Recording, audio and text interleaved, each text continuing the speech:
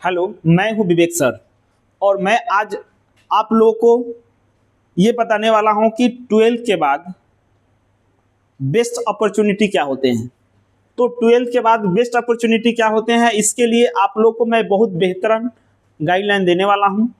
वे बच्चे जो 12th के बाद उनको पता नहीं होता है कि हम किस सेक्टर में एडमिशन लें और हमारे लिए सबसे बेस्ट ऑप्शंस क्या हो सकते हैं, इसको थोड़ा सा हम विस्तार पूर्वक समझेंगे। क्योंकि ध्यान रखेंगे कि वो बच्चे जो अपने करियर में संघर्ष करके आगे बढ़ना चाहते हैं, सफल होना चाहते हैं और उनको सही वे की जानकारी नहीं होती है, उनके पास नॉलेज तो बहुत अच्छा खासा होते हैं लेकिन सही टाइम पर सही गाइडलाइन नहीं मिल पाता है और सही वे का सिलेक्शन नहीं कर पाते हैं, जिसके कारण सफलता के पीछे और लग जाता है, वो असफल हो जाते हैं, यानी वो असफलता को हासिल कर लेते हैं। या उनको सफल होने में जो 2 साल लगना चाहिए वो 5 साल 10 साल लगा देते हैं, उसके बाद भी जल्दी वो सफल नहीं होते। और उसी सफल को होने में के लिए अगर आपको सबसे कम टाइम चाहिए तो मेरा ये वीडियो जरूर देखें। मैं 12 के बाद आपके पास बेस्ट अपॉर्चुनिटी क्या होते हैं मैं उसको बताने जा रहा हूं। मेरे वीडियो को ध्यानपूर्वक देखेंगे और एक एक बातों को गौर से। मैं इसके पिछले वीडियो में 10th के बाद आपके पास क्या क्या बेस्ट अपॉर्चुनिटी होते हैं और आपको किस में एडमिशन लेना बेटर होता है उस चीज़ को मैं बताया था, लेकिन इस वीडियो में आपको 12th के बाद क्या क्या बेस्ट अपॉर्चुनिटी होते हैं उसको मैं बताने जा रहा हूं। तो देखिए 12th के बाद आपके कौन कौन से करियर ऑप्शन हैं यहाँ से ध्यान दीजिएगा। आप जानते हैं कि जिस प्रकार 10th के बाद 3 सेक्टर होते हैं, आईए, आईकॉम, आईएससी, ठीक उसी प्रकार 12th के बाद भी आपका 3 सेक्टर होंगे, BA, BCom, BSc. BSc bachelor of science, BCom bachelor of commerce and BA bachelor of arts होते हैं। तो यहाँ पे देखिए साइंस, सबसे पहले हम बीएससी की बात करते हैं। जो बच्चे साइंस में एडमिशन लेना चाहते हैं उनके पास क्या क्या ऑप्शन होते हैं, उसमें पीसीएम पीसीबी दोनों शामिल हो जाता है, क्योंकि आपको इंटर के बाद स्पेशली कोई विषय सेलेक्ट करने होते हैं, इसलिए उसमें पीसीएम और पीसीबी दोनों आते हैं साइंस में। और पीसीबी और पीसीएम के अन्य नाम भी हैं। आप देख सकते हैं कि PCM physics, chemistry, math, engineering stream, non medical group. Non medical group यानी मेडिकल में नहीं जाना है, इंजीनियरिंग सेक्टर में जाना चाहते हैं तो आप क्या करें, पीसीएम को ही सिलेक्ट करें। साइंस में पीसीएम को सिलेक्ट करें।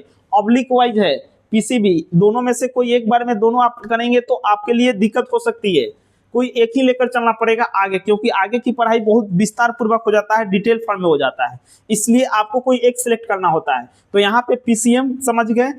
पीसीबी मेडिकल स्ट्रीम, अगर आप मेडिकल ग्रुप में किसी भी कोर्स को करना चाहते हैं, चाहे वो एमबीबीएस की कोर्स हो, नर्सिंग हो, बी फार्मा हो, डी फार्मा हो, या किसी भी तरह के आप मेडिकल कोर्सेज करना चाहते हैं तो आप पीसीबी को सिलेक्ट करेंगे। पीसीबी के बाद यहाँ पे ध्यान दीजिए, पीसीबी और पीसीएम में मुख्य अंतर क्या होता है कि पीसीएम नॉन मेडिकल, यदि आप इंजीनियरिंग, कंप्यूटर साइंस या डिफेंस में जाना चाहते हैं तो आप पीसीएम को सिलेक्ट कर सकते हैं। इसमें मुख्य विषय पीसीएम है, फिजिक्स, केमिस्ट्री, मैथ होता है। PCM physics, chemistry, math. PCB का पूरा नाम होता है फिजिक्स, केमिस्ट्री, बायोलॉजी। मेडिकल, यदि आप डॉक्टर, डेंटिस्ट या बायोटेक्नोलॉजी जैसे क्षेत्रों में करियर बनाना चाहते हैं तो पीसीबी को चुनें। 12th के बाद भी ये ऑप्शन होते हैं और 10th के बाद भी आपके ये ऑप्शन होते हैं। मुख्य विषय तो आप समझ ही रहे हैं, पीसीबी फिजिक्स, केमिस्ट्री, बायोलॉजी, जिसमें बॉटनी एंड जूलॉजी आते हैं। पीसीएम भी जो दोनों का कंबाइंड फॉर्म है, जो कुछ छात्र फिजिक्स, केमिस्ट्री, मैथ्स और बायोलॉजी चुनते हैं, जिससे इंजीनियरिंग और मेडिकल दोनों क्षेत्रों में जा सकते हैं। और आगे चलकर ध्यान दीजिएगा, पीसीएम वाले के पास क्या क्या ऑप्शन होते हैं, वो IIT, JEE, BTech, architecture, NDA इत्यादि में वे जा सकते हैं। और PCB NEET, MBBS, B pharma, nursing, physiotherapy इत्यादि उनके पास ऑप्शन होते हैं। यानी इंजीनियरिंग में वो बीटेक कर सकते हैं, मेडिकल लाइन में एमबीबीएस का पूरा नाम आप लोग को पता ही होगा, bachelor of medicine and bachelor of surgery, BDS का पूरा नाम आप लोग को मालूम ही होगा, बैचलर ऑफ डेंटिस्ट और नर्सिंग आप समझ ही रहे हैं। तो इस तरीका से यहाँ पे ध्यान दीजिएगा, बी फार्मेसी, ऐसे डी फार्मा, बी फार्मा भी इसके अंतर्गत आते हैं। तो कहने का मतलब कि आपको ये जो ऑप्शन थे बीएससी, अब बीएससी में भी ध्यान दीजिएगा, बीएससी जो होते हैं वो बीएससी में आपको क्या क्या आते हैं, आईटी, आईटी का पूरा नाम होता है इंफॉर्मेशन टेक्नोलॉजी, और एग्रीकल्चर यानी कृषि विभाग से भी बहुत सारे बच्चे बीएससी करते हैं और उनके पास बेस्ट अपॉर्चुनिटी होते हैं, वो बहुत जल्द सक्सेस भी होते हैं। हमारे आंखों के सामने कितने विद्यार्थी एग्रीकल्चर से जाकर अच्छा खासा जॉब भी ले चुके हैं। इसलिए बहुत अधिकांश बच्चे आपका बीएससी जो करते हैं ना, बीएससी जो जाते हैं वो एग्रीकल्चर से नहीं करते हैं, ज़्यादातर बीएससी में पीसीएम चले जाते हैं, पीसीबी चले जाते हैं या अदर चले जाते हैं, लेकिन एग्रीकल्चर बहुत कम करते हैं। आईटी, अब आईटी के बारे में यहाँ पे देखिए, इंफॉर्मेशन टेक्नोलॉजी क्षेत्र में क्या क्या आते हैं, सॉफ्टवेयर डेवलपमेंट, डाटा साइंस आते हैं, साइबर प्रोटेक्शन, क्लाउड कंप्यूटिंग जैसे उच्च मांग वाली भूमिकाएं शामिल हैं।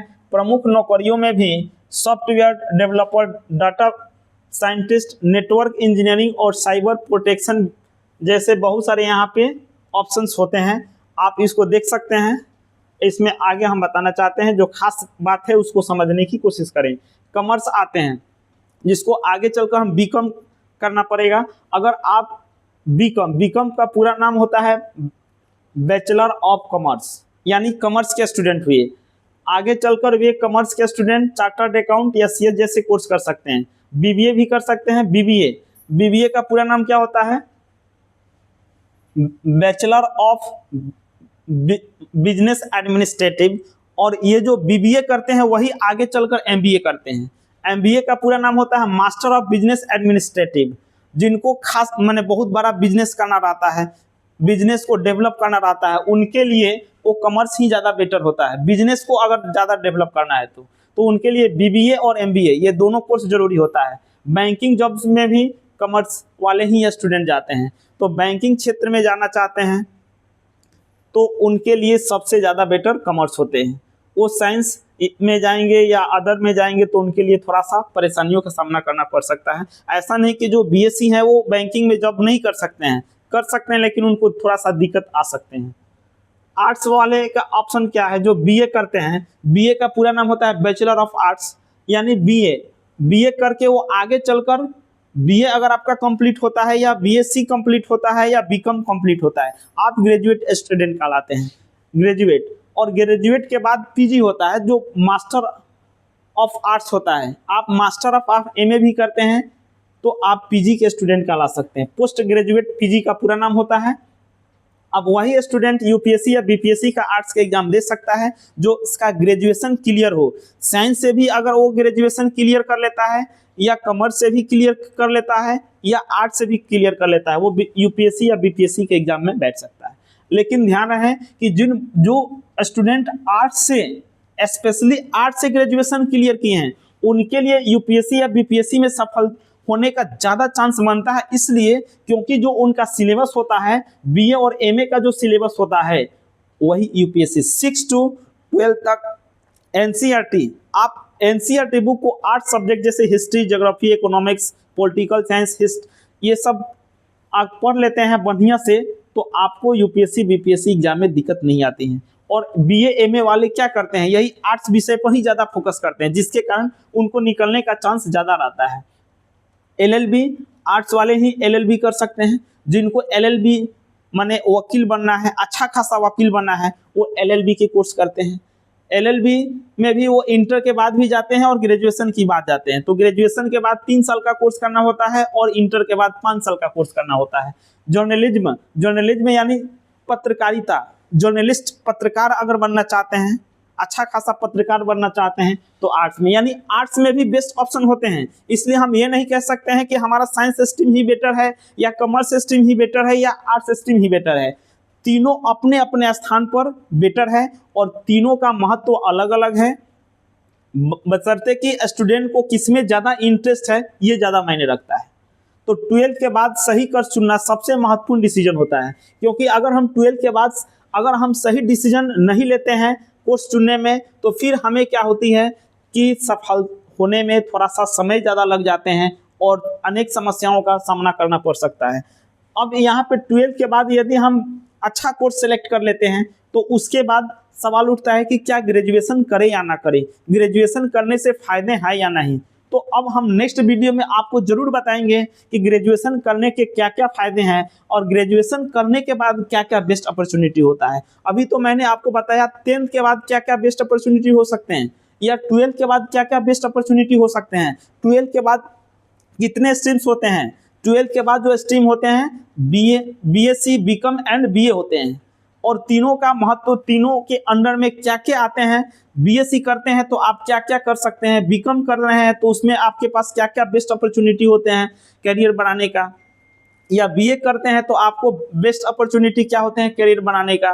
इस तरह से मैं आपको एक एक कंटेंट को मैं बताया और आप इसको सही से समझ लेंगे। अगर थोड़ा सा भी अगर आपको डाउट हो तो आप हमसे कमेंट जरूर करेंगे कि सर इस टॉपिक को लेकर थोड़ा सा फिर दोबारा एक्सप्लेन करें। अगर आप लोग कमेंट करते हैं तो मैं फिर नेक्स्ट वीडियो में उससे रिलेटेड विस्तृत जानकारी को लेकर आऊँगा और सरल भाषा में समझाने का प्रयास करेंगे। जय हिंद, जय भारत।